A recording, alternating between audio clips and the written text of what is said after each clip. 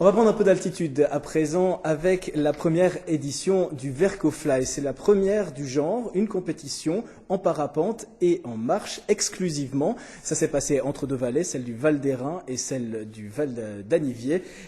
Yannick Bacher, une de nos journalistes, y a participé de très près en se pliant aux contraintes, donc uniquement en parapente et à pied. Regardez ces images. Passer par 8 cabanes de haute montagne entre le Val d'Anivier et le Val d'Airain en seulement 4 jours, cela rien qu'avec ses jambes et son parapente, c'est le concept de la Vercofly, une compétition qui n'aurait pas vu le jour sans ses infrastructures de montagne déjà existantes.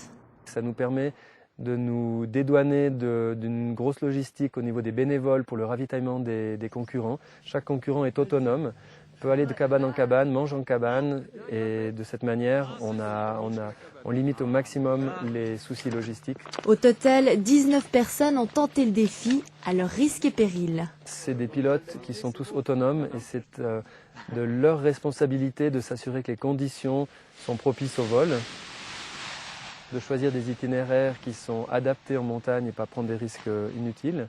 Par contre, qui dit conditions calmes de vol dit aussi peu de chances de pouvoir prendre de l'altitude par la voie des airs. Printemps-été, les parapentistes un peu moins chevronnés ne pourraient pas voler l'après-midi.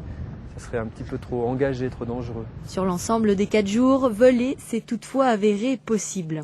On est bien content dans une compétition de parapente, si ça vole pas du tout, c'est pas très cool. Là, on a tous les concurrents qui ont pu voler. C'est vraiment super. C'est en mode tracking. Côté sécurité, les organisateurs ont doté chaque pilote d'une balise GPS afin de suivre leur position en direct. Cette balise a un autre avantage, c'est qu'en cas de pépin ou de soucis, il y a un bouton qui permet de générer un SMS et un email de secours qui marche même sans couverture GSM, uniquement avec les satellites. De plus, les participants ont dû se tenir à une fenêtre horaire stricte. La compétition n'a eu lieu que de 6 h du matin à 19 h. Chaque cabane effectuée a rapporté des points.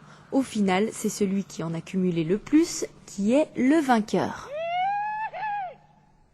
Un cri de joie qu'on retrouvera tous les soirs de cette semaine puisque Yannick Bacher nous proposera un reportage comme cela jusqu'à jeudi soir. Demain, nous verrons les deux concurrents favoris, présumés en tout cas, qui se sont un petit peu, comment on dit en bon français, voilà, sortis du lot et ils sont un peu concurrencés entre eux. Voilà, j'y arrive. Nous arrivons au terme de cette émission en direct, la première de la semaine. Merci d'avoir été avec nous. Merci à tous nos invités. Et je vous donne bien entendu rendez-vous demain, même heure, même chaîne. À demain.